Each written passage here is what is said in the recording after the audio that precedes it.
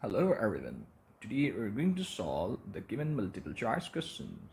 First one is ribosomes are composed of what? We know that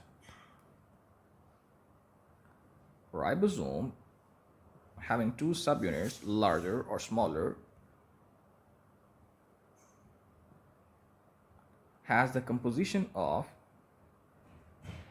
50% proteins and 50% of ribosomal RNA.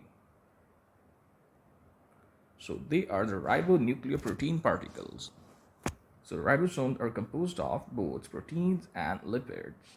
Proteins and RNA. Both A and C will be the correct option, which is a key part of endomembrane system that acts as shipping factory. We know that here we have